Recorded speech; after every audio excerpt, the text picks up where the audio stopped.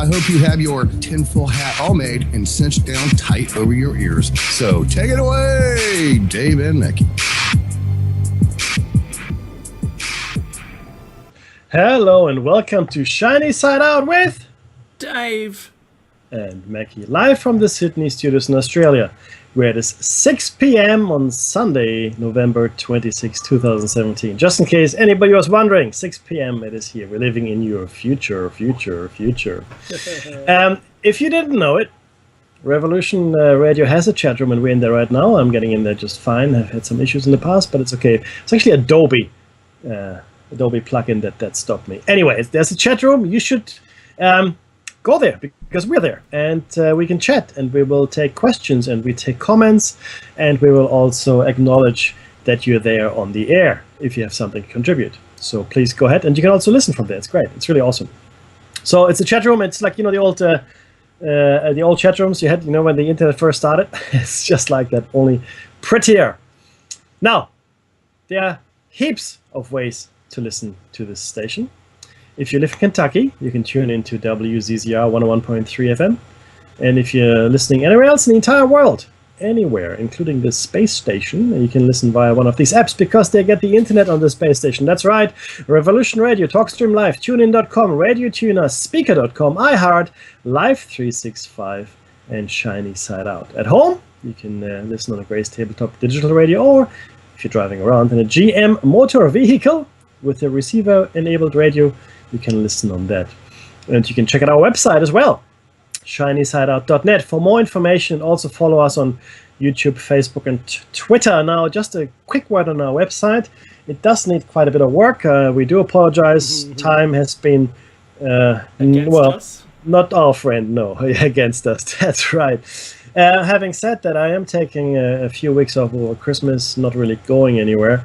So I'm hoping that I can do some work on the side while I have a forced break, because most corporations shut down over Christmas to save money, which is okay. Okay, it's okay. Now, if you want a CD of our last year's shows, you can check out the station's website for details. I do understand, Dave, that the dial-in number has changed, so I'm not going to quote that. But if you're on Skype and you want to dial into the show, you can add Freedom Screen. Freedom Screen, one word, Freedom and Screen. Solaris obviously had another awesome show, and again, I'm sorry, I didn't listen to it. My bad. I was putting up Christmas lights. Yeah, that's right, I put up Christmas lights. I carve pumpkins for Halloween. I hide Easter eggs. I do all those things. Most of them have a pagan origin, believe it or not. It's true. But anyway, it's I'm November. sure it's November. Yeah, it's only 1 month to the. And what's the point of having the Christmas lights up only for a week? What's the point, right? Yeah. Because it took me like a whole day to set it all up, and then we put the tree up as well. Blah blah blah. So it's all goodness. But having said all of that, so like I said, though, I'm pretty sure that Solaris had a great show. She did. It was great. Steve Colburn was on, and they were talking about implants and world events as Steve does, and great interview. I always enjoy listening to Solaris' show, and having Steve on it's a bonus. Brilliant, that's fantastic. Now, just a very quick one, a quick shout out to the chat room. There's Klaatu. I love that. In case you don't know, Klaatu Varata Necto is what the person, the alien said to his robot in The Day the Earth Stood Still in the original. That's right. It was black Klaatu. And white. Klaatu Varata Nectu, which is Klaatu was actually his name.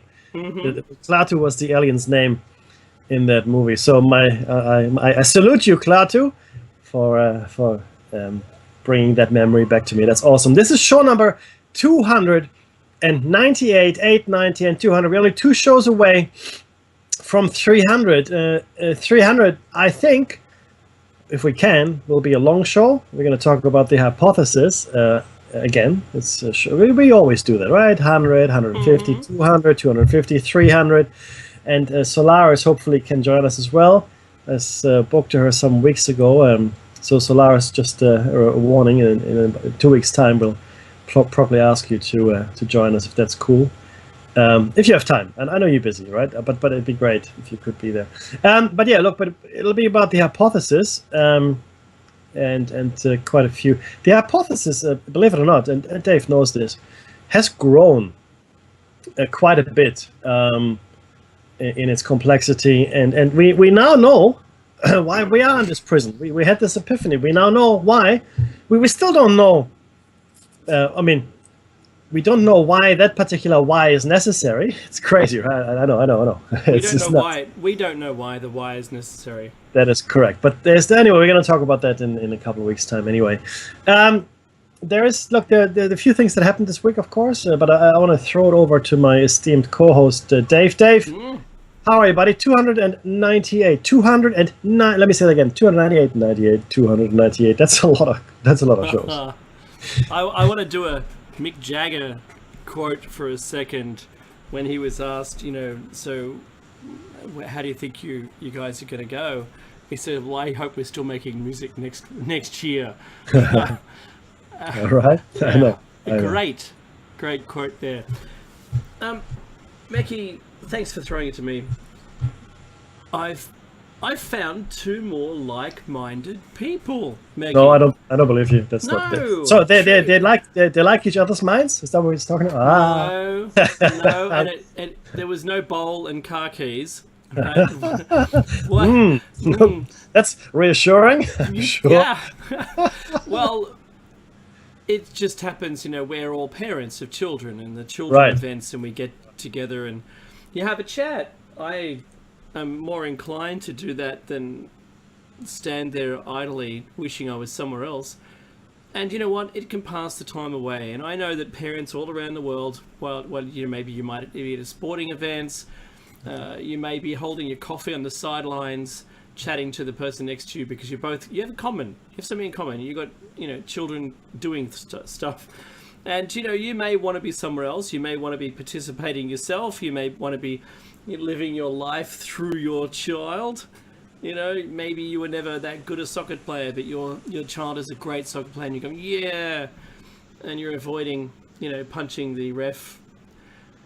Just keep avoiding it. Mm-hmm. But I'll tell you, Meki, that it's very interesting that it may have only been, 5 sentences in. And then I'm asked a tremendous question, by the way. So, what's your take of 9/11? Right. Okay. And what do you say to that, though? I mean, it's like saying, well, so what do you think about the Renaissance? Right? Well, yeah. Okay. Yeah. Yeah. What the French? The beheading of what was the name again? Marie Antoinette. There's that. Yeah, she never actually did say that. That was published after her death, and it was someone else. But it was been associated with the same event, and so it becomes what she said. It was very funny. But I like it. I mean, I'm gonna keep saying that she said it because I like it. Yeah. Well, I'm not actually putting you down, Mickey, because not very many people know it. It's just the same as that frog jumping out of the boiling water business, where it doesn't jump out. The only reason it didn't jump out because there's a segue to today's show, but the German scientist who was conducting the experiment decided to see whether there was a soul in the frog or not, and cut its brain out. So the limp carcass is in the boiling water and boiled, and he had frog legs for dinner. Right? A normal frog with its brain intact jumps out of the water as it starts to increase, regardless of how slowly you do it. So, anyway, just some corrections there. But Mickey, how do you approach it? Well, the first thing I said was building 7. That's it. Yeah. Well, it's enough. I don't have to say any more. But I think people know a lot more now. Yeah. And he raised a question with me, and that is, you can't talk about this with many people. I said, I know. Yep. They don't want to know. They don't want to have their world come crashing down around them. And Mickey, I know we've talked about this before, and like 2 shows ago, we mentioned the same thing, and I'm not going to rabbit on, but it is quite a complicated thing to allow someone else to make those stepping stone steps towards where you are. I have to admit, to the person who wishes to ignore the 9/11 movement, you know, whether it's the architects or the airline pilots, you know. Yep. They're the experts in their fields saying, you know, they couldn't have been anything else, or you go for the demolition experts saying that was a demolition of a building. I should know, I do that for a living. If you ignore those people, then all that happens is you end up, because you're talking about 9/11 from the wrong direction, you end up having a conversation, awkward one, where that person is now having to question their patriotism. And that's the hardest pill to swallow, I suspect, for someone. It's, my government wouldn't do this to people, it wouldn't lie to me, it wouldn't do those things. Despite there being, I don't know, maybe at least one lie per month since history began, more so today than before. But we choose to ignore them. You know, I'm standing down, Maggie, I'm going to stand down.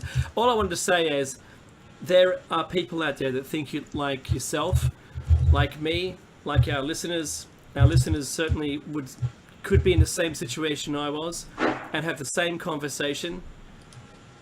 And I think it's okay. The next question, the very next question comes up. So how do you deal with it, knowing all this stuff? I said, I don't worry about it. That's actually an excellent question. It is an excellent question. Yeah. Well, and the answer is, of course, and Dave says, well, I wouldn't say that we don't worry about it, but at the end of the day, and this is really something that is important to understand, no matter what else happens, you still have to live your life, right? You still have to go up every morning. You know, look, how can I put this best? So let's say all these amazing, world-changing events are taking place. All of them, like, you know, I don't know. There's whatever it is, world-changing. Boom, World War II is just about to break out. Well, it doesn't matter. You still have to get up in the morning, brush your teeth, and have breakfast. You still have to go to the bathroom. So what I mean by that is all the trivialities of life, all the things that actually are our life, that make up our life, every moment that you have, you still have to live through it. So you might have a lot of knowledge, right? That's nice. It doesn't necessarily help you with, how can I put this best? It doesn't really help you with your life. You still have to live your life on the side of it. You know, and even though you know it, you still have to go on. It's what they say. It's actually true. Knowledge, it doesn't make you happy, right? Ignorance is bliss. If you don't know anything, then that's okay. You can live a life that is relatively trouble-free, relatively trouble-free. But if you know things, or you think you know things, which is really the same thing, right? Either you know them or you think you know them. Then you need to somehow integrate that into your life. You have to integrate that knowledge into your life, and that's not so easy. So while Dave says, "Oh, we don't worry about it," well, there's that. But we are forced not to worry about it. Otherwise, we couldn't function. Sorry, go ahead, Dave. You're right. I wanted to let you finish your point there because I think that was very important. We don't let it worry us.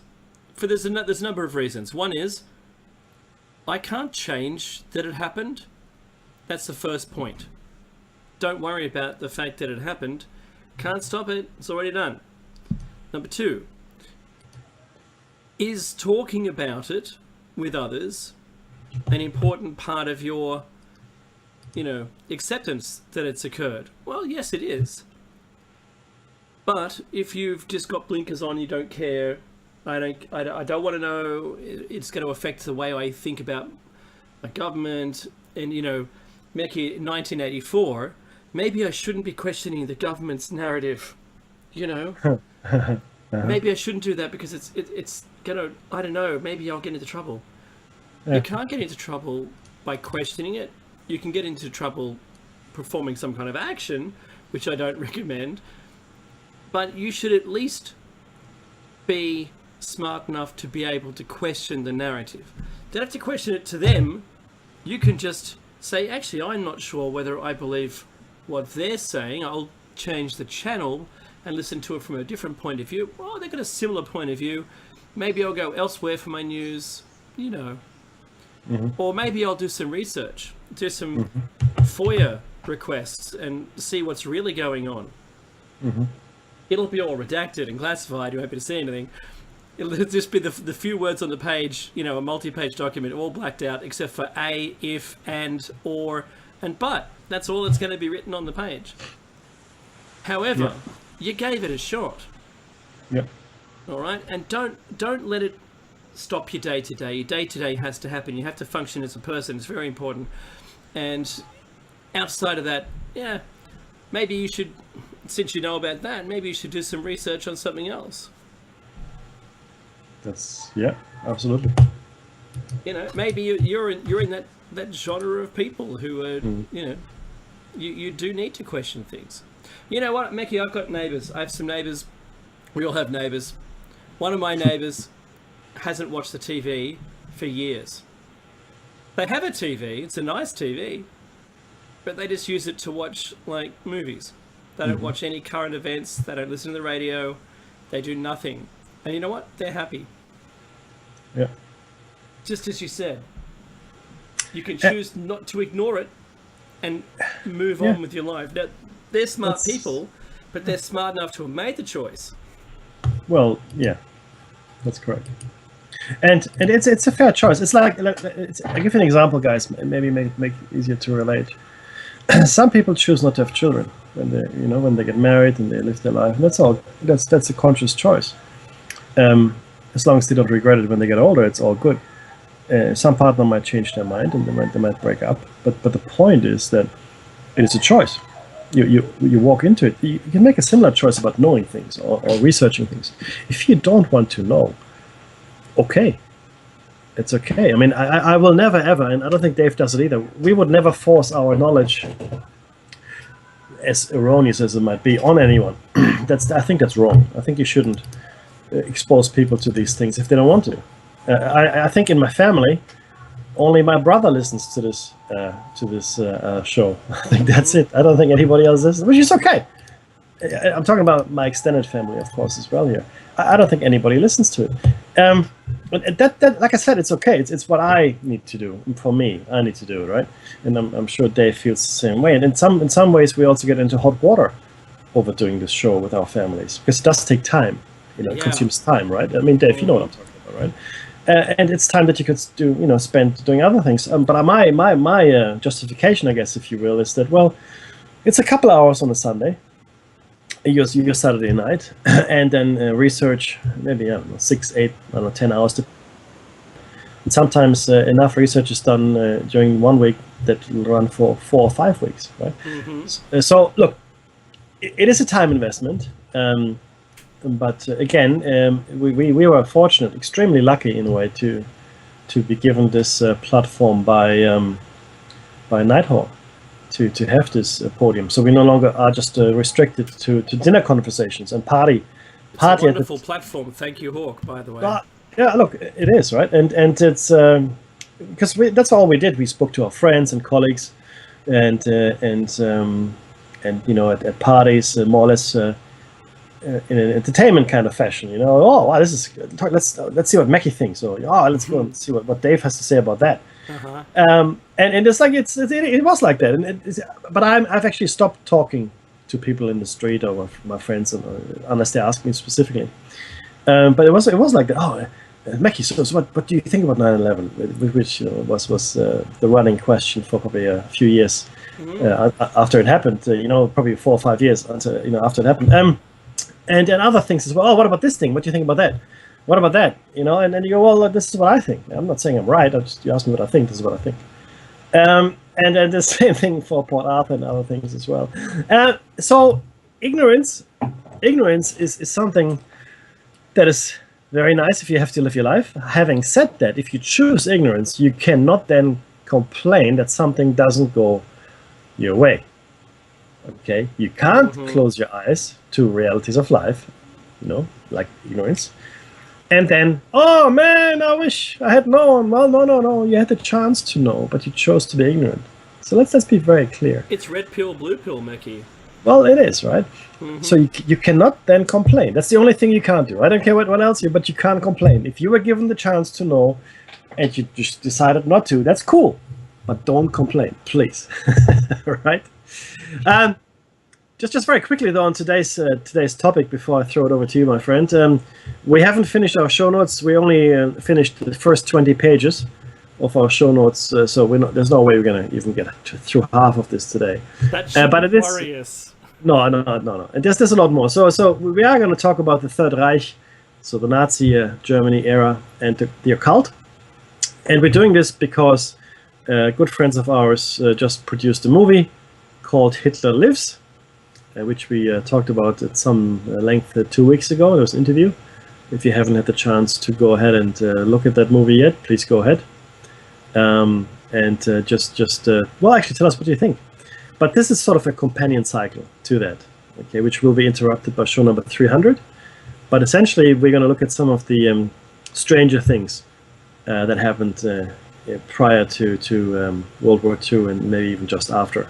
There's actually a thread here as well, of course. There's always a thread running through this, connecting everything.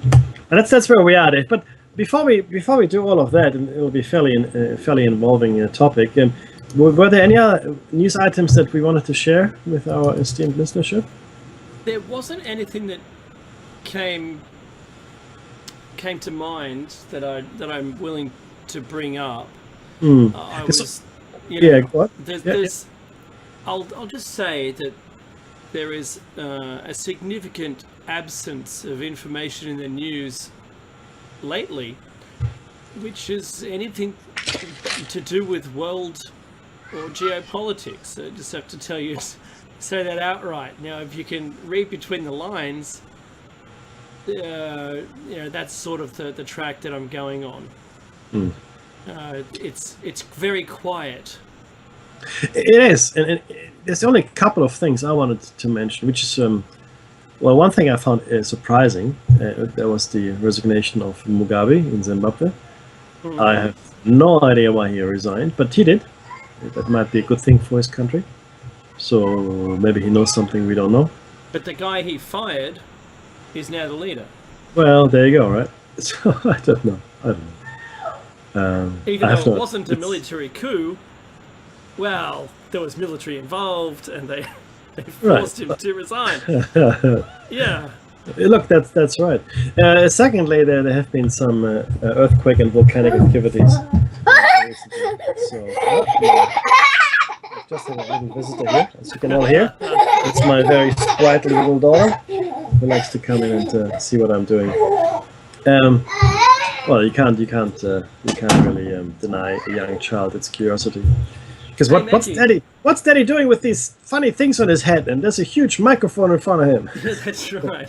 He's talking to the computer. Is he crazy? Well, maybe. That's rhetorical, isn't it?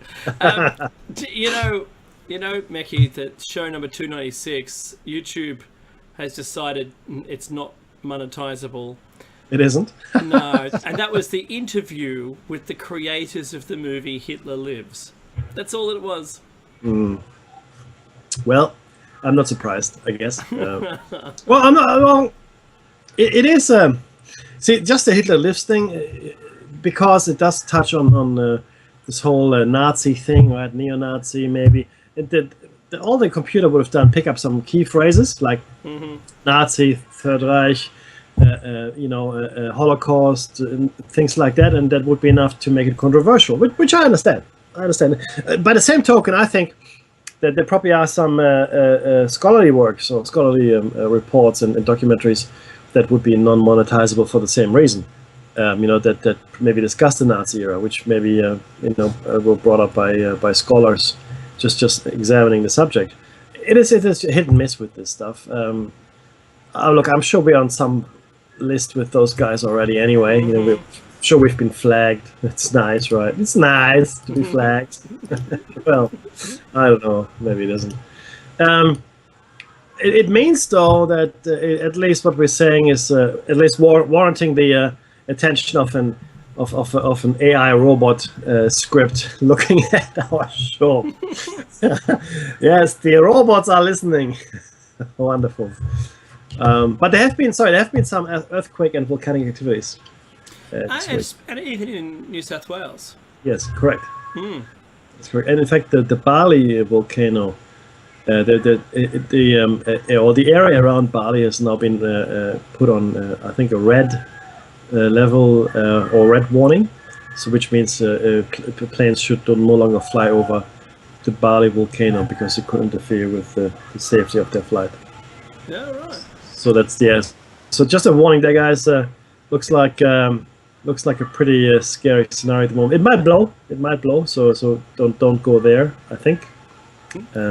That's sage advice. If your airline decides to and you don't want to, and you think they shouldn't, you should speak up about it. Yes.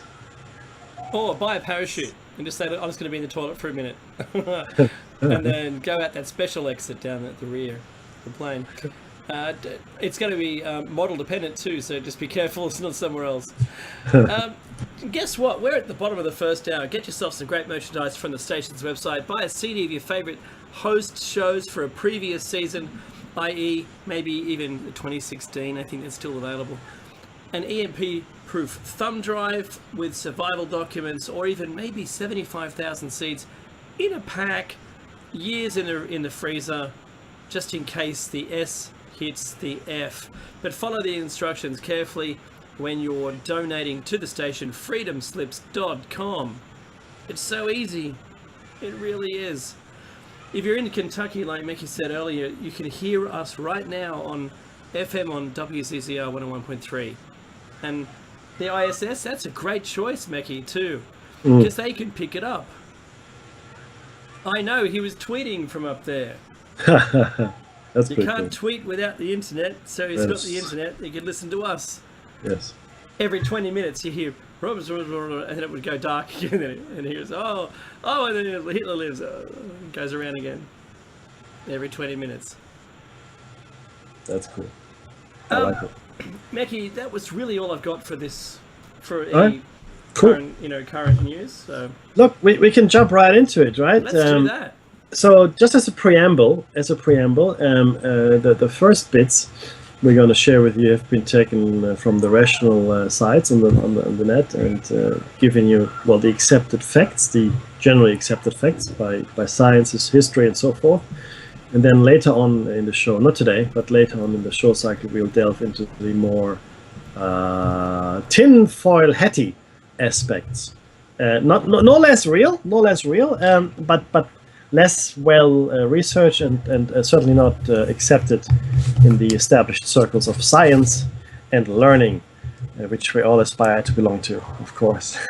So sometimes we will hear things that the experts don't agree with as we listen to this show. That's a terrible thing, Dave. The new stuff pushes out all the old stuff.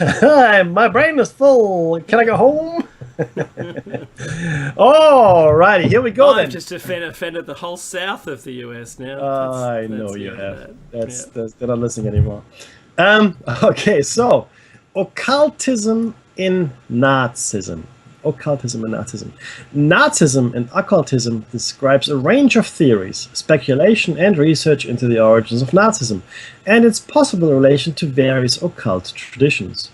Such ideas have been a part of popular culture since at least the early 1940s and gained renewed popularity starting in the 1960s and yet again right now. There are documentaries, books, and so forth around this. It's Morning of the Magicians, Spear of Destiny, blah blah blah. Nazism and occultism have also been featured in numerous films, in novels, in comic books, other fictional media, and of course, one of the most popular or most well-known would be the Indiana Jones cycle of movies. And certainly the Raiders of the Lost Ark. Historian Nicholas Goodrick Clark analyzed the topic in The Occult Roots of Nazism, in which he argued that there were in fact links between some ideals of Ariosophy and Nazi ideology. And I actually agree with that. It goes a bit deeper than just links. He also analyzed the problems of the numerous popular occult historiography books written on the topic. He sought to separate empiricism and sociology from the modern mythology of Nazi occultism that exists in many books, which have represented the Nazi phenomenon as the product of arcane and demonic influence. And he, which is Nicholas Goodrich Clark, considers most of these to be sensational, or rather sensationalistic, and under-researched. Well, not really, but Dave, tell us about Goodrich Clark and the Völkisch movement and Ariosophy. Yeah, thanks for that. Historian Nicholas Goodrich Clark, 1985 book, The Occult Roots of Narcissism, discussed the possibilities of links between the ideas of the occult and those of Nazism. The book's main subject was the racist occult movement Ariosophy, a major strand of nationalist esotericism in Germany and Austria during the 1800s and early 1900s. He described his work as an underground history concerned with the myths, symbols, and fantasies that bear on the development of reactionary, authoritarian, and Nazi styles of thinking. That's a quote and a half. He focused on this unexamined topic of history because, quote, fantasies can achieve a casual status once they have been institutionalized in beliefs, values, and social groups. End quote. He describes the, how do I pronounce this, Meki? Völkisch. Looks like Meki's taken, he's muted himself. So the Völkisch movement. Sorry, Völkisch. Sorry, I was muted. Völkisch. Völkisch, yes. Völkisch movement. Yes. As a sort of, because I can imagine Meki, I'm saying it, Meki. Yeah, Dave, listen. Why you don't listen, huh? Come on. Okay, so the Völkisch movement, as a sort of anti-modernist, anti-liberal reaction to the many political, social, and economic changes occurring in Germanic Europe in the late 1800s. Part of his argument is that the rapid industrialization and rise of cities changed the traditional rural social order and ran into conflict with the pre-capitalist attitudes and institutions of the era. He described the racially elitist pan-Germanism movement of the ethnic German Austrians as a reaction to Austria not being included in the German Empire of Bismarck. Goodrich Clark opined that the Ariosophist movement took Völkisch ideas but added occultish themes about things like Freemasonry, Kabbalism, and Rosicrucianism in order to prove the modern world was based on false and evil principles. Meki. Look at that, that's correct. So just a couple of quick timelines for you guys. So prior to the 1860s, there was no Germany. There was no German a nation per se. There were German nations, nation states, a whole bunch of them. You know, Austria, Hungary. There was an empire which spoke German and had Germanic roots, or part of it anyway. And then a whole bunch of other German principalities and countries like Bavaria and Prussia and so forth. Right. In the 1860s, though, Bismarck, who was Prussian of Prussian origin, tried to unify the Germans under Berlin. Under the Prussian leadership, which also represented what was left of the Holy Roman Empire of German nations, and that culminated in 1872 in the creation of the the German nation per se, and quite correctly, as Dave pointed out, Austria-Hungary was not part of it for a number of reasons, but it would go too far to go into it. But the point here is, though, that the Germans per se did not have a nationalistic bent. They saw themselves as Bavarians, as Prussians, as Pomeranians, as Silesians and all kinds of, or Hessians even, Swabians, but not as Germans, right? They saw themselves regionally first and then as a nation. And it was this lack of, a national mythology that Bismarck and then later others tried to solve, and bring about. So they wanted to bring about a a mythological origin of the German people. Believe it or not, the Grimm brothers, who also around that time went around Germany, or well, a little bit earlier actually, a couple of decades earlier, went around Germany writing down all fairy tales. None of like Snow White and the Seven Dwarfs and Little Red Riding Hood. None of that had been written down prior to them writing it down. They were just folk tales, and that was also an attempt. Gingerbread House, Mackie, that one. Oh, yeah, Hansel and Gretel. That's exactly right. So none of that had been written down, and it was really, I guess, some attempt as well, albeit not as obvious, to bring together the German peoples into one coherent totality. Having said all of that, before I go on with the text, if you were to travel from Hamburg down into Bavaria, you would probably need a translator. So we used to watch Hamburg theater and also theater on TV, that is, from Bavaria, and what they would do, since I was from Cologne in the middle of Germany, they would put subtitles on the Frisian and really deep Bavarian dialects, and we wouldn't have a clue. Yeah, no, it's like that. It is like that, absolutely. Sorry. Let's go on here though. So, Goodrick Clark opined that Arya-Sophist movement took Völkisch ideas but added occultish themes about things like Freemasonry, Kabbalism, and Rosicrucianism in order to prove the modern world was based on false and evil principles. Okay, so that's what Dave just shared with us, and it did that though in order to create a German national identity. The Arya-Sophist ideas and symbols filtered through to several anti-Semitic and nationalist groups in late Wilhelminian Germany, which is, we're talking now the late 19th century, 1880s and 1890s, from which the early Nazi party emerged in Munich after the First World War. He showed some links between two Arya-Sophists and Heinrich Himmler. Now, at this point, I felt it was important that we talk about the Thule Society, because people usually forget about it and they dismiss the influence that the Thule Society or Thule actually had on the Nazi Party and Hitler himself. So the Thule Society originally was called the Studiengruppe für Germanisches Altertum, which means it was a study group for Germanic antiquity. Again, trying to find ancient mythological roots for the German people, binding them into one nation.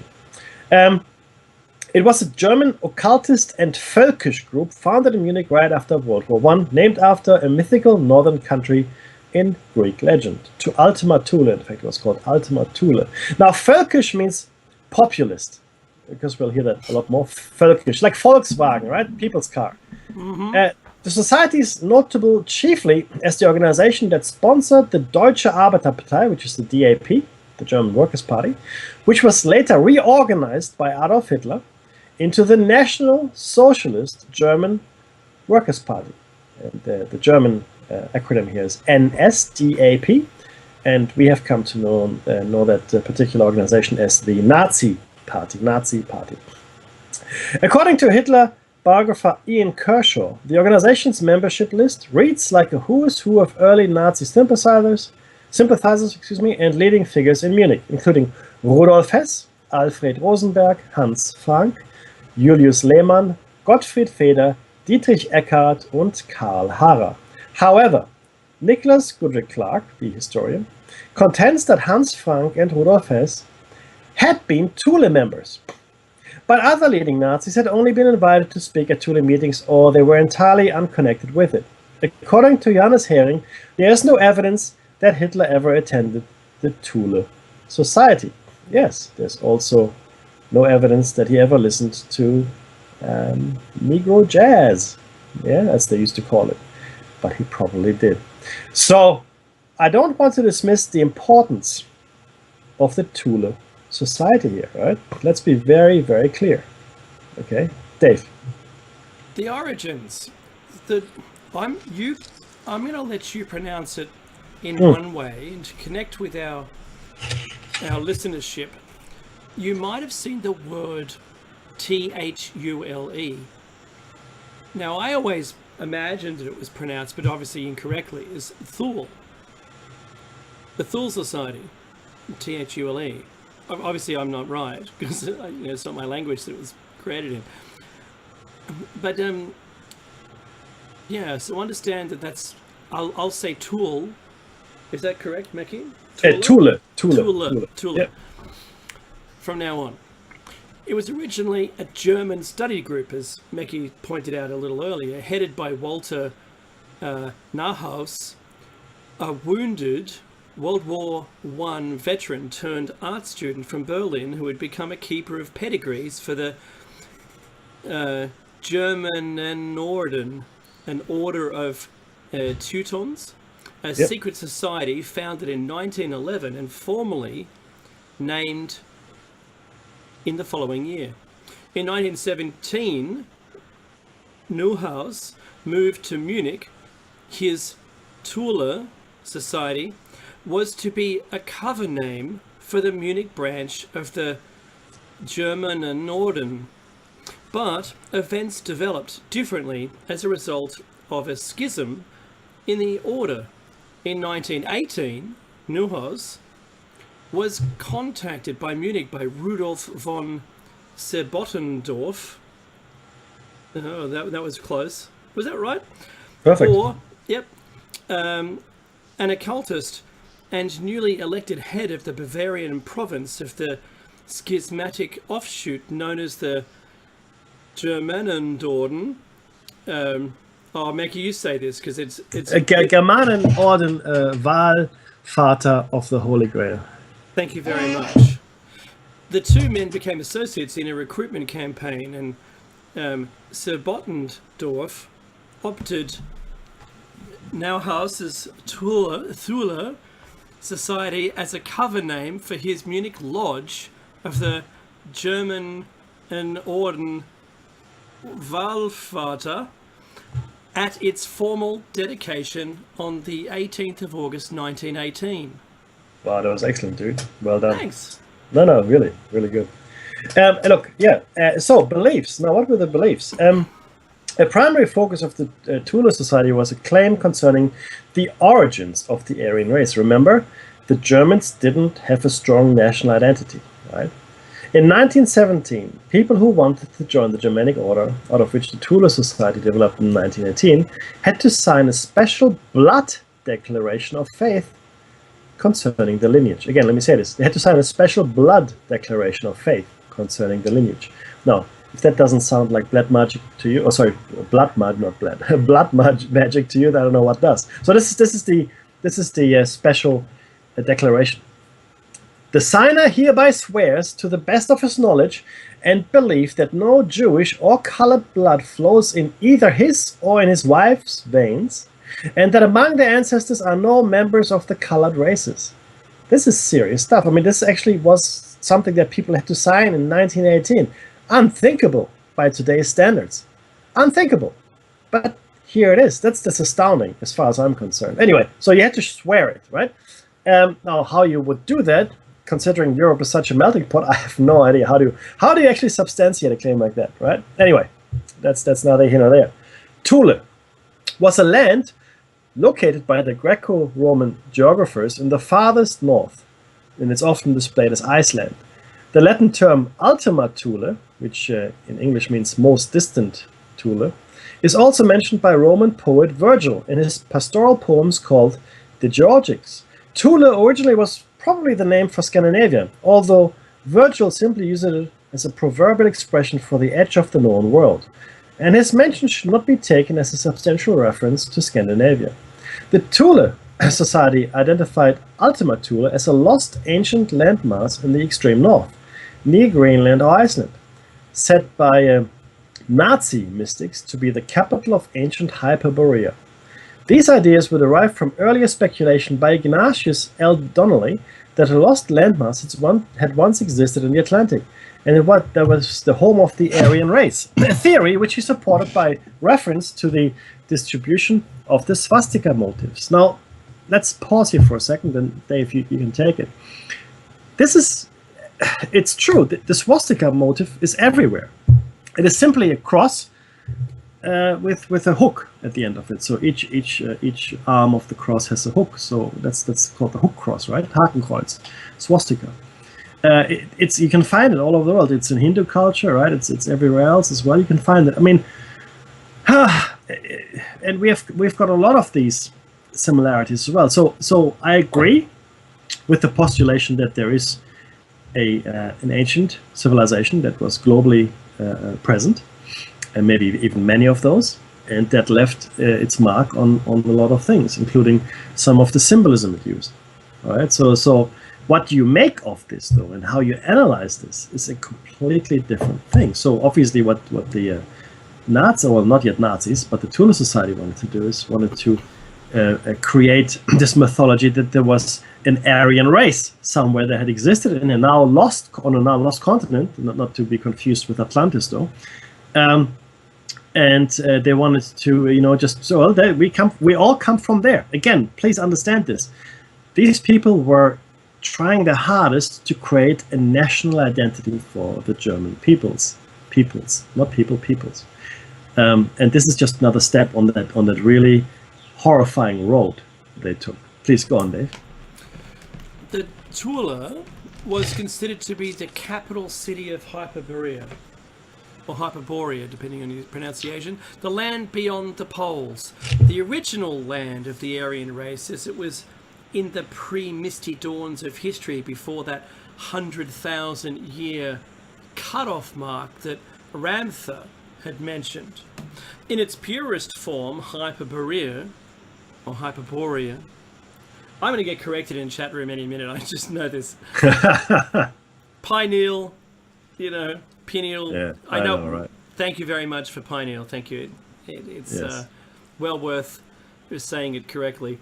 Yes. Hyperborea represented the archetypal powers of the universe. It is the locale where the ancient, is it Ida race? Yeah, it is. Yes. Ida race first said to have interacted genetically with the indigenous race of Earth and created the amalgamated human we know today. Mickey! I know, right? Look, I know. Right? I'm pointing at the text. You can't see me pointing, but I'm pointing at the text. Because the Anunnaki. Yeah, that's also, the Sumerians describe a race that came down and played with the DNA. Yes. And created humans. Yes. From such pre-dawn civilizations that did, however, become the indigenous race on Earth, that the Anunnaki, there's the words there, Anunnaki, then decided to tinker with it. Yeah. He identified this with Plato's Atlantis, a theory further developed by Helena Blavatsky and occultists during the second part of the 19th century. Oh my goodness. I know. Sorry, I'm in shock, everyone. Yeah. So let me just round this up. So we've got, because we've only got a couple of minutes before the break. So the Thule was, the society was created to create an origin for the German peoples. Where Mickey mentioned all of the countries, to bring together the people with the patriotism not found before. And the creation of this and finding an origin would do that. And that's what this part of the show is about, is identifying this is what their objective was, this is the information they brought together for it, and voila. They found what's associated with every brand, an icon. They've got the icon, they've got the backstory, it's all coming together for them. That's right. Yes. Well, tough interview, Mickey. No, but look, what can I say? I mean, right. all roads lead us to the same thing, because it is all connected, guys. This is really what the show is about. You know this, right?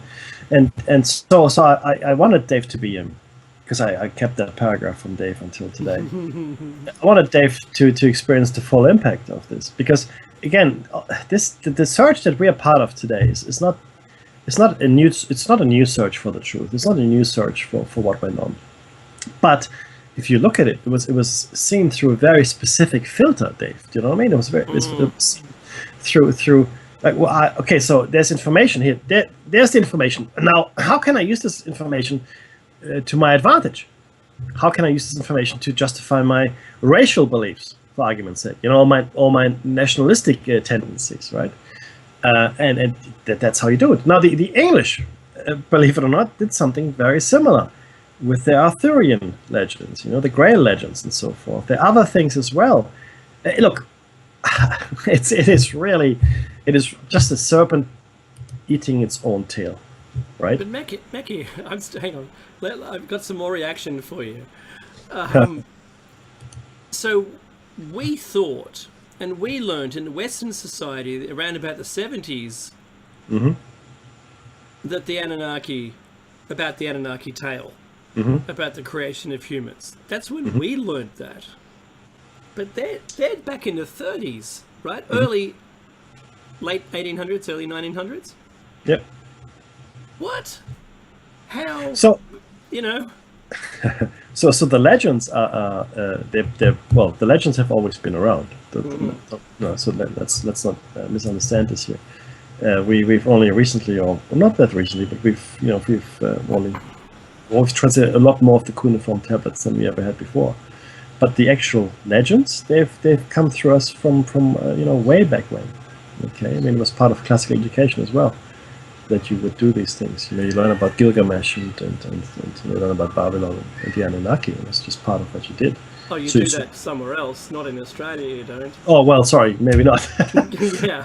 But as part of a classical education, you would have read all the Greek and the Roman poets and writers, and yes, you would have gone back into further into antiquity. Like, look, I went to a grammar school in Germany, so I did. And I did Latin in school as well.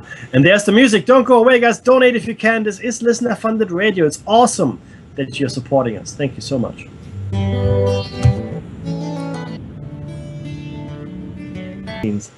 Century, and Helena Blavatsky was there. Rudolf Steiner, all those guys were around. Okay, so what were the activities? What were the activities that the Thule Society undertook? Well, it attracted around 250 followers in Munich and about 1,500 elsewhere in Bavaria. Now, so it's a southern German society, if you will. So and Bavaria is probably one of the strongest identities within the German nations, right? It's if you're Bavarian, you're Bavarian first. The followers of the Thule Society were very interested in racial theory, and in particular in combating Jews and communists. Don't underestimate the power of communism at the time. So communism was a nascent political ideology in the late 19th century, and of course, what had happened during World War I is that the communists had staged a successful revolution in Russia, which many believe was actually supported by the German Empire, in order to cripple the Tsar and his Russian empire. And in fact, it went so far as to execute the entire, well, some believe entire, Russian Russian royal family. They were all executed by the revolutionaries, and that's also why Russia actually withdrew from World War I officially, because of the civil war at home. Anyway, Zebottendorf planned but failed to kidnap Bavarian socialist Prime Minister Kurt Eisner in December 1918. During the Bavarian, which you probably never heard of, during the Bavarian Revolution of April 1919, Thulists were accused of trying to infiltrate its government and of attempting a coup. On April 26, the communist government in Munich raided the society's premises and took 7 of its members into custody, executing them on April 30. Amongst them were Walter Neuhaus and 4 well-known aristocrats, including Countess Heiler von Westarp, who functioned as the group's secretary, and Prince Gustav of Thurn und Taxis, who was related to several European royal families. In response, the Thule organized a citizens' uprising as white troops entered the city on May 1st. Dave.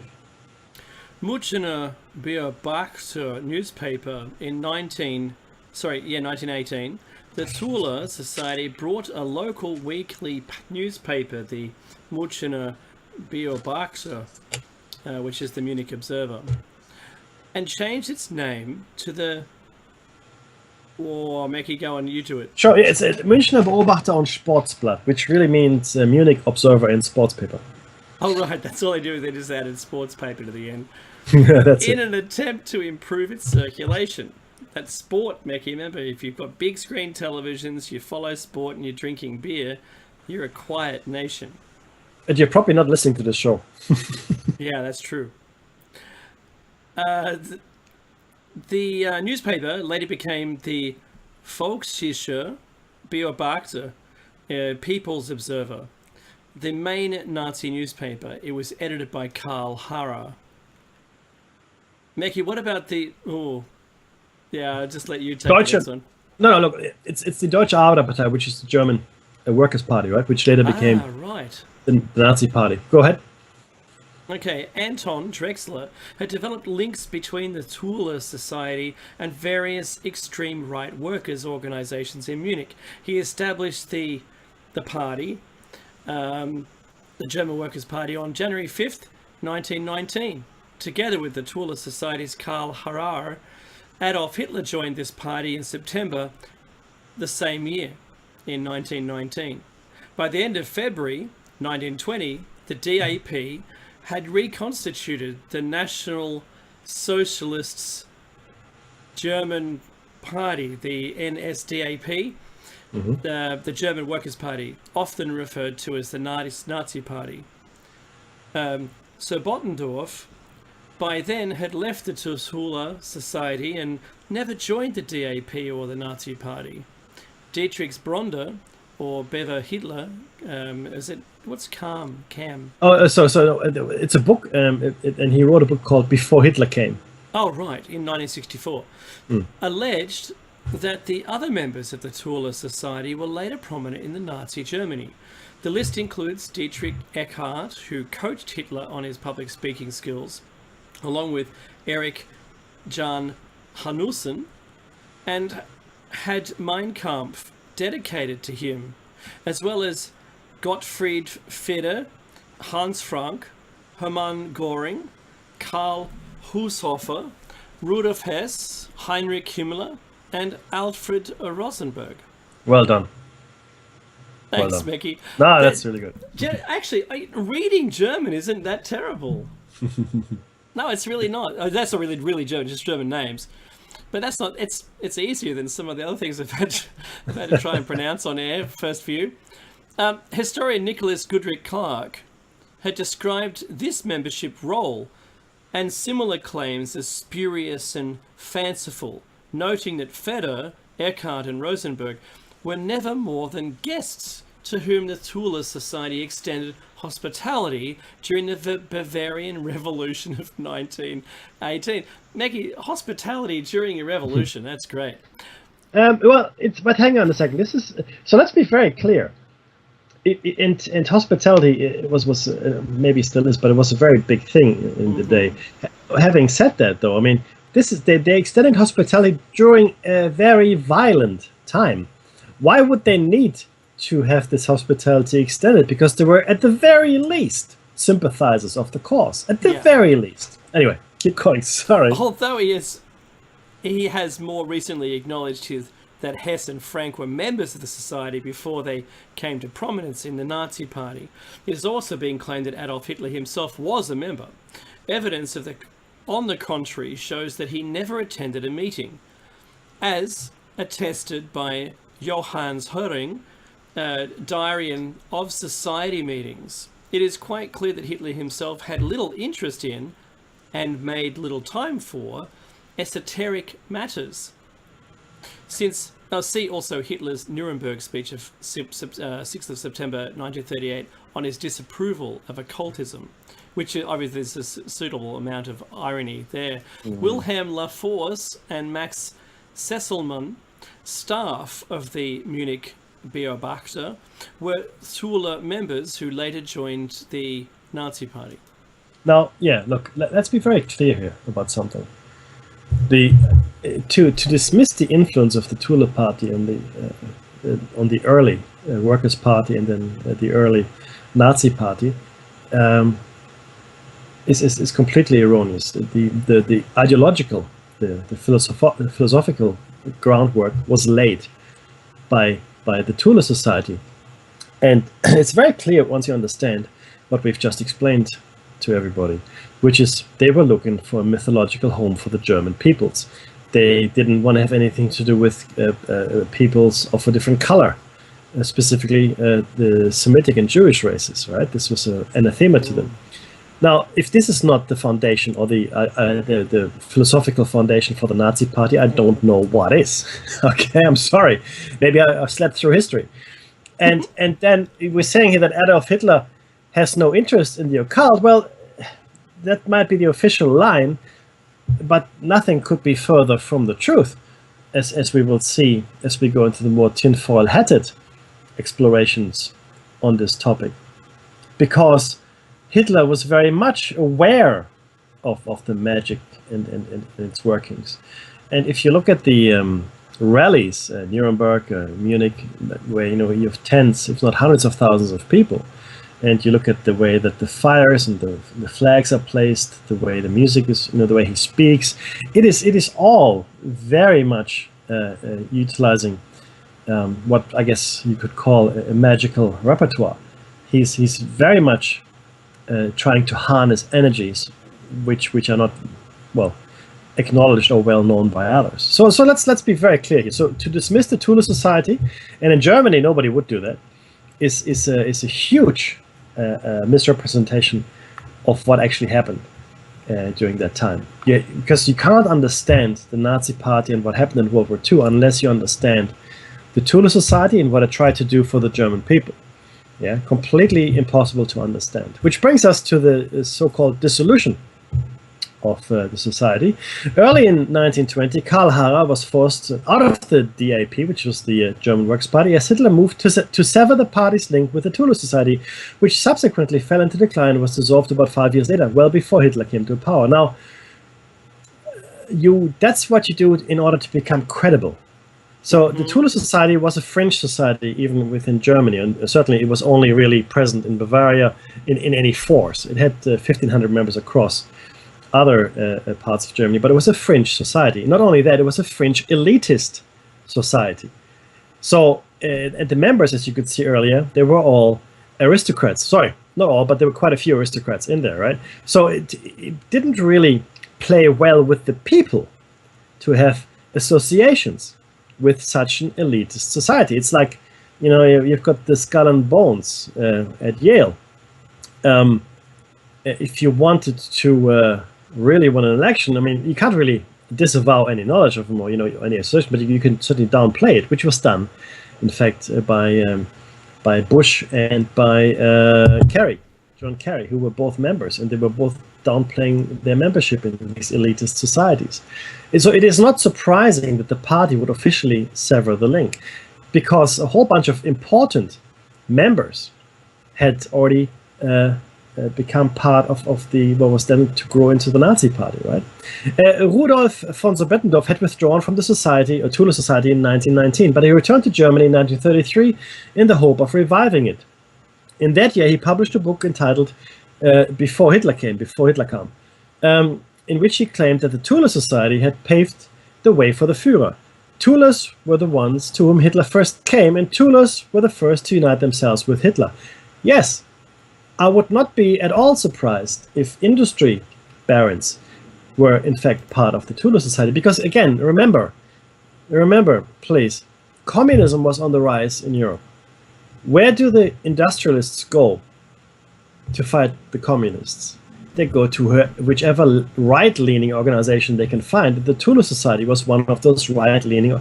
We call them right-leaning today. Back then, it would have been a national, society. It would have been called, rightfully proud, I guess, before the horrors of World War II. So the money would have been there. The industrialists would have been there, at least unofficially, supporting the Tulip Society and also supporting the coup that had taken place in Bavaria in 1919 against the communist government in Munich. We just discussed that. I don't know how people can just completely gloss over all of these facts. Anyway, there we are. The claim, or rather that claim, was not favorably received by the Nazi authorities. After 1933, esoteric organizations were suppressed, including Völkisch or populist occultists. Many closed down by anti-Masonic legislation in 1935.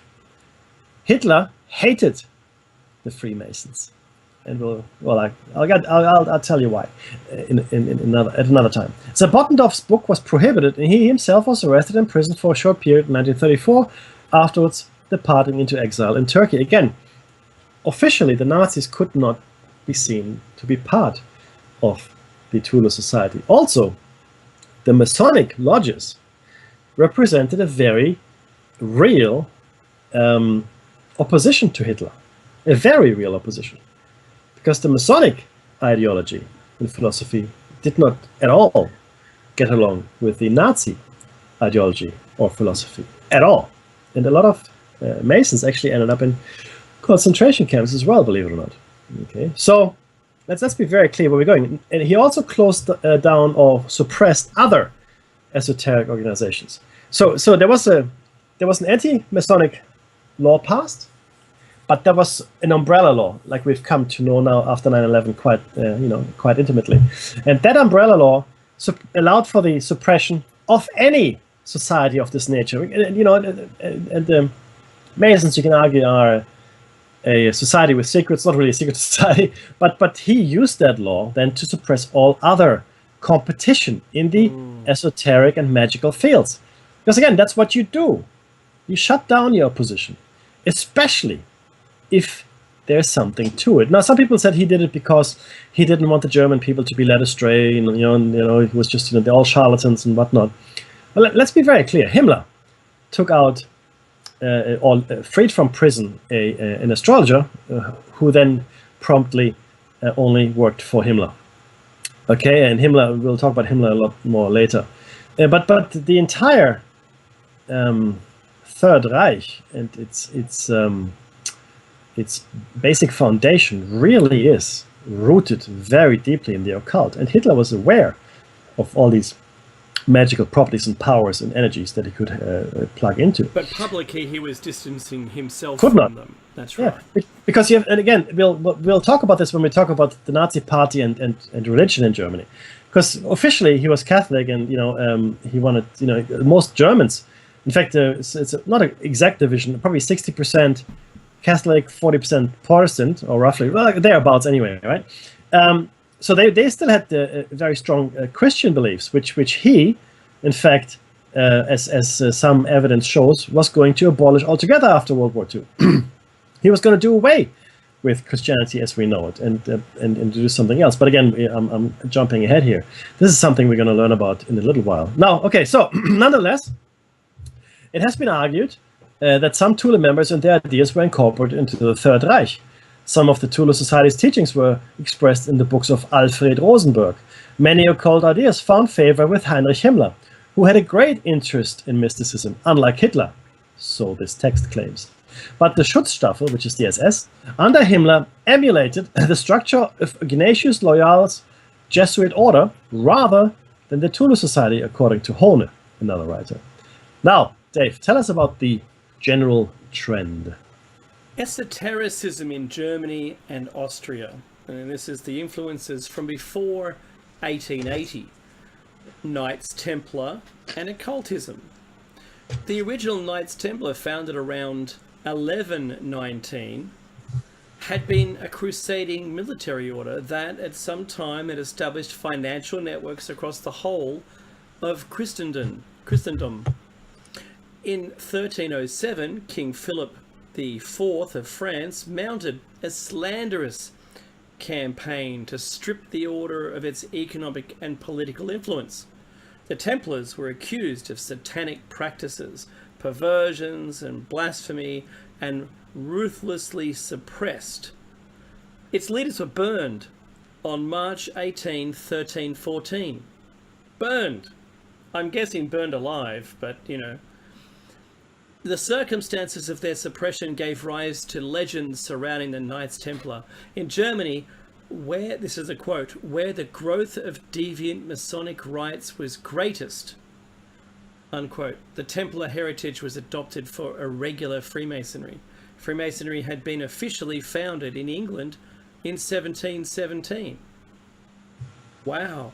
The idea of chivalric Masonry first occurred, and our CA circa 1737 in France, in 1775 by Baron Gothelf von Hund, in 1722, this is 1722 to 1776 he lived, founded the Order of Strict Observance, claiming the possession of secret Templar documents which allegedly proved that his order represented the legal Templar succession. Look, there's a lot we can say about the Knights Templar, and we haven't really done a show on them in detail, in depth yet. We've always included them in a whole bunch of other shows, and you guys should probably be aware of a lot of things they've done. And the contention is, before we move on, sorry, this is important, that they found some information in Jerusalem when they were digging under the Temple Mount, because that's what they did, that made them the most powerful order in Europe at the time. They were, in fact, their emblem, their sigil was two knights on one horse. What that signified was really how poor they were. I mean, they were established ostensibly to safeguard the pilgrims on the way to Jerusalem, but they were a very, very poor order when they first went to Jerusalem, in fact. But something that they found gave them undue power and influence in Europe. In fact, to the point where I think the Catholic Church at the time, well, which wasn't the Catholic Church, it was just the church, it was quite afraid of the Templars. And in fact, they were the first banking society as well in Europe, and making a lot of money. Very, very powerful. Not only that, they were also quite closely associated with the Cathars of the Languedoc region in France. In fact, to the point where they didn't take part in the crusade against the Cathars. The Cathars were exterminated some 100 years earlier than the Templars, but the Templars' fate was written large as soon as the Cathars went down the way of the Dodo. So it's very complex, and it needs to be understood how all this hangs together. And a lot of people today believe that the Knights Templar continue today in one guise or another, and their knowledge was passed down through the generations in one way or another to various different societies. So this is a string that follows us through, which also explains why Hitler would pass his anti-Masonic decree, because they were in possession of knowledge which completely undermined his philosophy and his goals and ideals, and not just his, but the general Nazi party.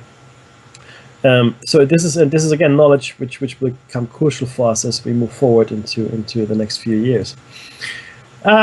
So sorry about that little excursion, but it's important that we understand the connections here. Rosicrucianism, Rosenkreuz, so essentially it's the Rosy Cross. It's the order of the Rose, or the Rose Cross, if you will. In the 17th century and the 18th century, Rosicrucian ideas flourished in varying degrees. Rosicrucianism goes back to the beginning of the 17th century, when 3 works by Johann Valentin Andrea were printed at Kassel. It's a town in Germany. One of these works, the Chemische Hochzeit, or chemical wedding, appears to be an alchemical or alchemy tract, while the other two, for which the authorship of Valentin Andrea is not finally proven, so he may not have written them, announce the existence of the Rosicrucian order, which desires a universal and general reformation of the whole world. So sort of like a reform club, I guess. Putatively, this order was founded by Christian Rosenkreuz, who is supposed to have lived from 1378 to 1484, so well beyond his 100th year. In either 1747 or 1757, a quasi-Masonic Rosicrucian order of the name Gold und Rosenkreuz, which means gold and Rosy Cross, was founded in Berlin, having a 9-grade hierarchy based on the Kabbalistic tree of life. This organization included King Frederick Wilhelm II of Prussia, and Johann Christoph von Wöllner as members, a very prominent person of the time. Again, you have to understand, we're saying this, we're letting you guys all this stuff know, so you can understand what happened in Nazi Germany. Dave, tell me about the German occult revival from 1880 to 1910. Well, that 30-year stretch was fun times, Becky, good times. The modern German occult revival owes its inception to the popularity of theosophy in the Anglo-Saxon world during the 1880s. Theosophy, the first German Theosophical Society, was established in July 1884 under the presidency of Wilhelm Huber Schleiden, a conservative German nationalist turned spiritual seeker who sought to establish theosophy on a scientific basis. Between 1886 and 1895, Huber Schleiden published the monthly periodical Die Sphinx, or the Sphinx, in Vienna. A Theosophical Society was founded in 1887. Its president was Friedrich Eckstein. Among his circle at the time, Franz Hartmann, a leader of the Theosophical work who emphasized personal spiritual experience, and the young Rudolf Steiner were members. A German Theosophical Society, as a branch of the International Theosophical Brotherhood, then was established in 1896 when the American Theosophists around William Quan Judge and Catherine Tingley, E.T. Hargrove and C.F. Wright traveled through Europe. Its president was Franz Hartmann, you've heard that name before, who also founded the Theosophical Lay Monastery at Ascona in 1889. His periodical Lotus Blüten, or Lotus Blossoms, 1892 to 1900, was the first German publication to use the Theosophical swastika on its cover. There's the origin of the swastika. Yep. Well, not the origin, it's been around from 200,000 years, but there you go, its first pickup. Hartmann's example provided the impetus for Paul Zillmann to found the Metaphysische Rundschau, the Metaphysical Review, in 1896. My German teacher at school would be very happy with me. Rudolf Steiner was made General Secretary of the German Theosophical Society in 1902. Steiner, who was seeking to develop an esoteric path suitable for the modern era and professed commitment to scientific methodology, so I think Meki and I can make claim to that, scientific methodology, was yet oriented toward awakening spiritual experiences in each individual rather than depending upon authorities or gurus. At the time, he published Lucifer at Berlin from 1903 to 1908. Meki. And again, a little connection here, guys, for everybody. Lucifer, which actually means light bearer. Lucifer, the fallen angel and all that stuff, the Lord of Hell. So the Lucifer Prometheus link must be obvious to everybody, I hope. Bringing light to humanity, like Prometheus brings light, and Lucifer, try to bring knowledge as well. Knowledge symbolizing light. I think we can all see the connections here. In Vienna, there also existed an association for occultism, connected to a person called Philip Maschlowski. From 1903, he published a periodical called Die Gnosis, which was the gnosis, right, or the knowledge, that was later absorbed by Rudolf Steiner's periodical Lucifer, and named Lucifer Gnosis, or Lucifer Knowledge. And this is a quote here. It may have been a desire to counter Steiner's influence in the occult subculture, which led Hartmann to encourage the publication of several new periodicals.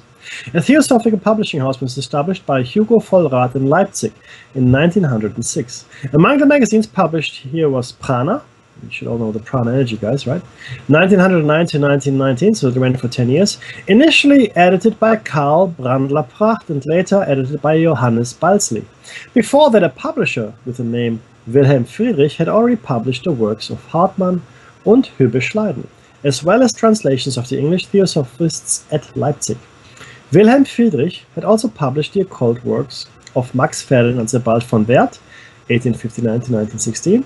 Initially, this author had collaborated with Moritz von Egidi on the periodical Das angewandte Christentum, which means applied Christianity. But later he wrote volumes on the sexual religion of the Aryans, thus, in the opinion of Godric Clark, anticipating Ariosophy. Oh man, it's a hard word. Ariosophy. Which brings us to Anthroposophy. From 1907, at the latest, tensions between Rudolf Steiner and the Theosophical Society grew steadily.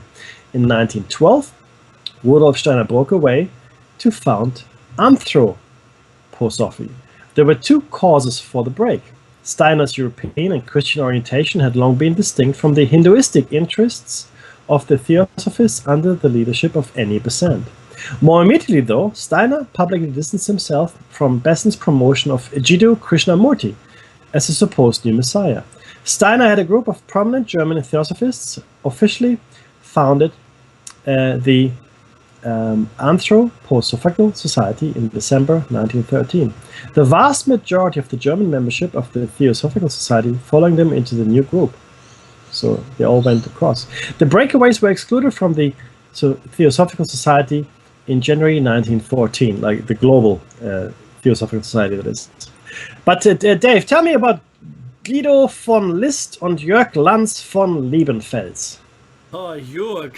Oh, what a great name. Living in Vienna, Guido von List, from 1848 to 1919, had been active as a journalist and writer. He had turned to esotericism. He became the first popular author to combine Volskisch ideology and occultism into a type, or the type of esoteric doctrine that is now collectively labelled Ariosophy. In September 1903, the occult periodical Die Gnosis included an article by List in which he, referring Sebald von Werth, started to articulate a Germanic occult religion. There's the beginning of that. In the following decade, List continued to work on this topic, also making references to the works of Madame Blavatsky and William Scott Elliot in his concept of Armanism. The religion of the theocratic elite in his image of the ancient Germanic past, List borrowed material from Freemasonry and Rosicrucianism, since his manuscript proposing the research into the runes by means of occult insight was rejected from the Imperial Academy of Sciences in Vienna. The supporters of List formed a List Society. Mecky, it was the time for societies, huh? I know, right? Everyone could have one. Yes. Yeah, Guido von List Gesellschaft to finance his research. The society was founded officially on the 2nd of March 1908. Its members included Volkschicht authors as well as occultists, for example Franz Hartmann, and the complete membership of the Vienna Theosophical Society as well. Some inner members of the List Society participated in activities of the Hohe Armen Orden, the High Armanen Order. This order, however, achieved no significance as a lodge-like organization. That's interesting. Jörg Lanz von Liebenfels, 1874 to 1954. Geez, he went past the war, Mickey. I know, right? He had been a Cistercian. Sorry, they made that word up. Cistercian monk between 1893 and 1899. In 1903, he published a long article. Oh, hang on. Anthropozoon Biblicum in the... Oh, you got to do this one. Vierteljahresschrift für Bibelkunde, which is a quarterly publication for Bible studies. Thank you. Some of these are just extraordinary, I have to tell you, everyone. A periodical for the biblical research. By 1905, his studies in this direction had accumulated into the book Theozoology, a strange amalgam of traditional Judeo-Christian sources and contemporary life sciences. Among other things, Lands proposed a frequently obscene and always radical interpretation of the Bible, according to which it had been the purpose of the Old Testament to warn the Aryan race against interbreeding with pygmies. I'm sorry. You can interpret anything any way you like. 86% of people know that, Mickey. Now I know it too. In 1905, Lanz also established his own magazine, Ostara. One of the few other contributions to this magazine besides Lanz himself was the theosophist Harold Gaval von Jostenude. He lived between 1856 and 1932, who also edited one number of Lotusblüten. Very good.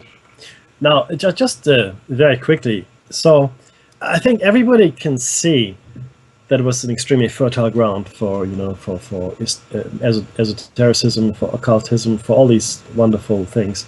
This had partially come about due to Napoleon's conquests, I guess. He went to Egypt. There was a renewed interest into all things Eastern, of course, at that time. And then the German people looked for an identity. This seemed like a good place to look.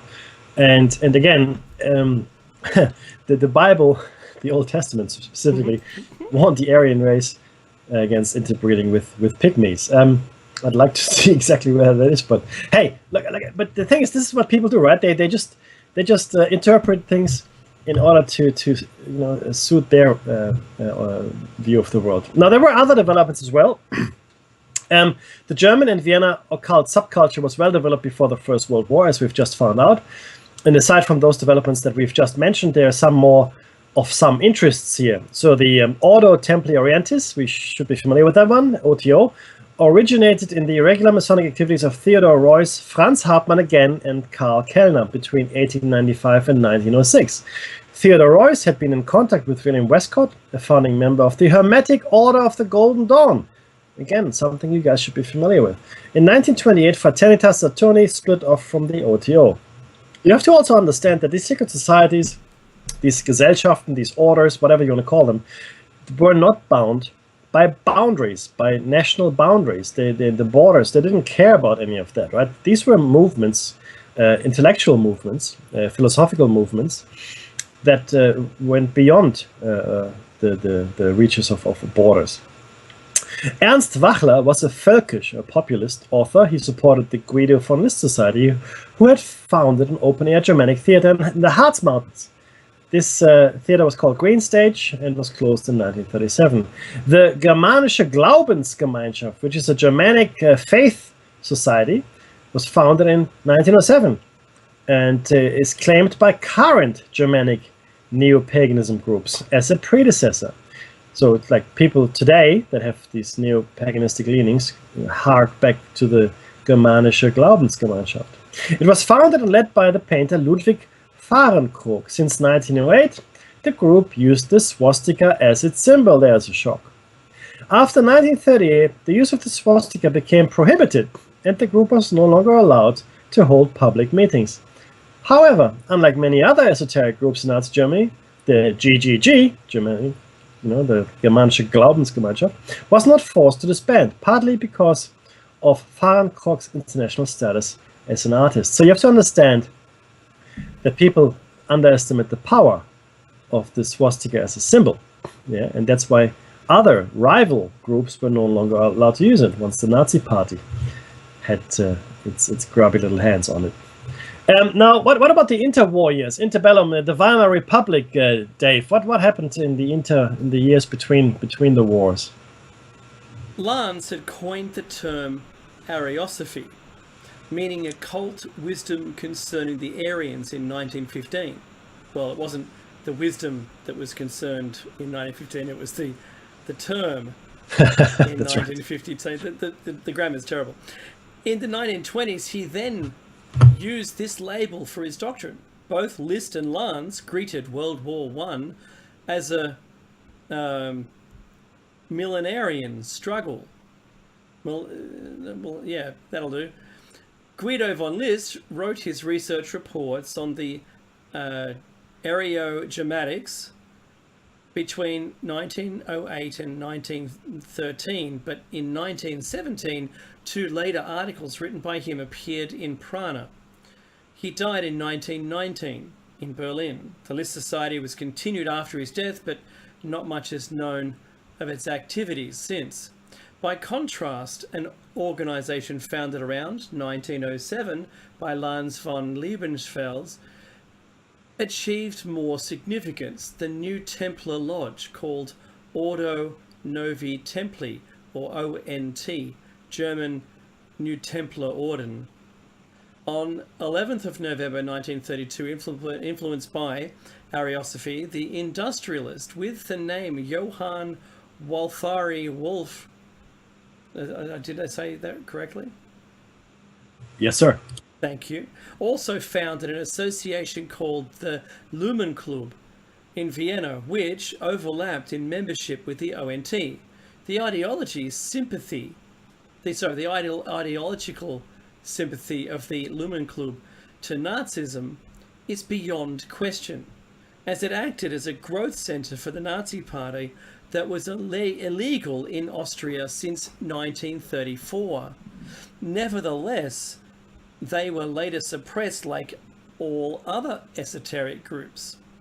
After the Anschluss. That's when Austria went back into Germany. Yep, go ahead. Thank you. In 1938, Lanz von Liebenfels had his writings banned. The Lumen Club and the ONT were suppressed by the Gestapo in March 1942, following the party edict of December 1938 that applied to many sectarian groups. Werner von Bülow and Herbert Richtstein had applauded the advent of the Third Reich in their esoteric magazines. So they've talked up the beginning of the Nazi Party, and yet had their societies squashed. Because they were not in direct competition, but they represented a competitive force. And see, the thing is this, and look at, before we go on, and maybe, we should have a bit of time. Look at what happens today. If you want people to not look at something, you have got a number of avenues to do this. Number one, you tell them not to look. Right? It doesn't really work too well. That doesn't work. Right? But it could work, right? But you tell them not to look. That's that. You for researchers and scientists, you attach some money to it, right? So if you look at that, we don't fund you. Clearly, I no longer will look at that. That makes perfect sense. Other times, you will simply suppress it by force. You make a law and you say, well, you can no longer do that. If you do, I will punish you with whatever. And that's the best way for people to look away, right? And it also highlights all the things that you should look at. So I'm not saying that every suppressed society and every practice is a good thing, but amongst all the ones that are banned today, all the topics that we can't talk about or shouldn't talk about, or that are frowned upon, ask yourself, how many of those are actually important to be talked about? I'll give you an example, right? Nobody wants to talk about the age or the real age of the human race. Well, okay. And nobody wants to talk about the real possibility that there was a society or culture or what do you want to call it in antiquity and beyond antiquity that surpassed us, and maybe even many of those, right? And it's actively discouraged because there's no money in it to really, it's called pseudoscience. As soon as you call something pseudo something, it's no longer relevant for all the experts. All the people that are very stern and earnest and important. The nodders and the tie wearers. They go, oh yeah, that's every expert will tell you that there's complete nonsense. Every expert knows this, right? Right? No, every expert doesn't know that. As an aside, can I just say something here? I recently listened to a report on, I think it was PBR, but it was broadcast on ABC News Radio. And according to a study that was commissioned, this is some years ago, and I think it was 94 or 95% of all published and peer-reviewed papers and research studies were wrong. Let me say this again. Above 90% of all published and peer-reviewed studies turned out to be wrong. Mm-hmm. Now, that doesn't mean that science doesn't work. It doesn't mean that, the scientific method is flawed. What it does show you, though, is how important the dogma in science has become and how important research grants are. Because one of the things that was clear and that was brought up by the report, which was, again, it was on PBR, right, guys? This is not coast to coast. It was that people falsified their results or glossed over the results that didn't coincide with what they wanted to find in order to secure their funding, in order to retain tenure. Okay, so I'm not making this up. This is something I will try to find the detail around this for our listeners for next week. But if I can't, do ping me on it. So I can actually share the report with you. It was a very interesting documentary on PBR. So it is clear that there are forces at work that will redirect your attention from things that are important to things that are not important. In Nazi Germany, and then later, once Austria had become part of Nazi Germany and Austria as well, they could use force. Because you don't stand up to the Gestapo. That was a suicide note if you do that. I mean, some people did, and clearly, they were consequently killed. So you just go along with it. I understand that. I really can't. I can't judge people that they have families, right? I mean, they get children, they got other relatives. Of course, you always like to think that you are the person that will stand up and say, "Oh, not me," right? I will work against you. When it comes down to it, though, realities of life set in yet again. The reality, like of getting up in the morning, having breakfast, brushing your teeth, looking after your family. How many of us would have the courage, and maybe even the insane courage, to stand up to a horrible machine like the Nazis in Germany? Not many, I don't think, and certainly only people that really had nothing to lose, I think, or had really deep beliefs that were completely contrary to what the Nazis believed in. So they used force in order for all other esoteric and occult societies to be shut down, because they were in dire competition to some extent with what the Nazis themselves tried to achieve, in my opinion. This is Mackie's opinion here, right? So that's all I'm saying. Now, there's also something called rune occultism, and I think we can probably finish that one. Influenced by Guido van List and Lanz von Liebenfels, a new Aryan occultist movement was started after 1918 in Germany by Rudolf John Gorsleben. Since the esoteric importance of the runes, that first had been developed by Guido van List, was central to his worldview, Goodrick Clark speaks in this context of rune occultism. Here, two authors stand out as they engage the runes in a less explicitly Aryan racist context. Friedrich Bernhard Marby and Siegfried Adolf Kummer focused more on the practical side of rune occultism. In 1936, Friedrich Bernhard Marby was arrested and sent to a concentration camp. First he went to Flossenburg and later to Dachau, which we all know as a death camp. He survived, luckily, and resumed his occult research after the war. Responsible for his incarceration might have been Karl Maria Willigut, who was Himmler's counselor on the occult. Willigut was of the opinion that Marby, and also Kummer, were bringing the holy Aryan heritage into disrepute and ridicule. So, you understand where we there's a difference in opinion on occultism, okay? Because neither Marby nor Kummer wanted to look at the runes in an explicitly Aryan racist context. Willigut also identified Irminism as the true ancestral religion, claiming that Guido von List's Wotanism and runic role was a schismatic false religion. But this does seem to be unconnected to the arrest of Marby. Other measures against esoteric groups were most probably the result of the general Nazi policy of suppressing lodge organizations. Now, again, as I said earlier, the Nazis were very interested in suppressing the Masons, specifically. Everybody else was just lucky enough to be rounded up as well. Now, we're getting to the end of our show for today, I think.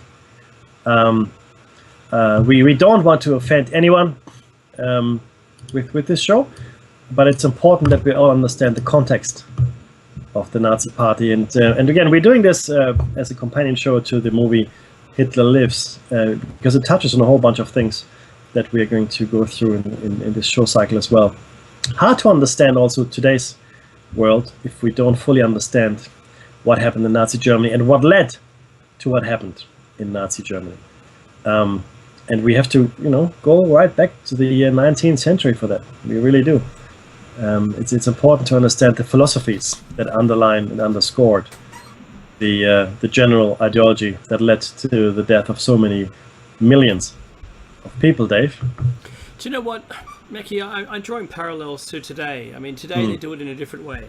Today, just making the term up of fake news is enough. And what that has unfortunately done for them, it unraveled their own position. This is the real who they consider themselves to be real media. It unraveled their position, because then people started considering, well, are they sprouting this fake news? I know Trump was the one. Trump's actually a big conspiracy believer. He's a huge, let's call him, for the one of the wrong word, but patriot, as far as the mainstream media and the lies, and they have their own agenda. Yeah, that's true to a certain extent, I would say. Well, today, if I post something on Facebook, for instance, not all my friends will see it. Only the friends who like that kind of thing. Only my friends that see that and agree with my narrative already. Isn't that an interesting way of doing it? So this today, we're seeing, we're in the middle of this convergence of technology, which restricts your view of the world based on what you've already viewed of it. Does that make any sense? Yeah. So it limits it to only what you accept, and because that makes your world happier, you're not going to be surprised by anything, and you become blissfully unaware that anything's really going on. To the point where if we all had VR goggles on, we wouldn't see the real world, and we'd just be stuck in tubes, and we'd live our life out in a virtual world. As insane as that sounds right now, we're doing it voluntarily. Yep. The Matrix movie, for instance, it wasn't voluntary. And does this voluntary thing occur before the involuntary? I wonder. With those computer systems that started talking to each other in their own language. They made up a language and started talking. They just shut them off. They didn't know what they were talking about. Yep. So we're at a point where the governments of the world want, with the media, to be able to convey a certain sense and a reality to everyone, to get buy-in on things. And that's a natural thing that governments would want to do. They don't want to lose control of anything, and I can see that's indeed what happened back then. Yeah. So all of these other influences, well, let's get rid of those. Let's make our own, and then ditch it. Nick the... Now that symbol